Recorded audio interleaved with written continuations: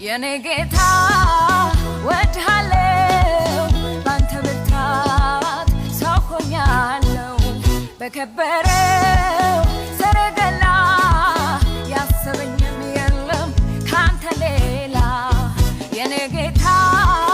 ወድሃለው ባንተ ብርታት ሰው ሆኛለው በከበረው ሰረገላ ያስቀመጠኝ የለም ካንተ ሌላ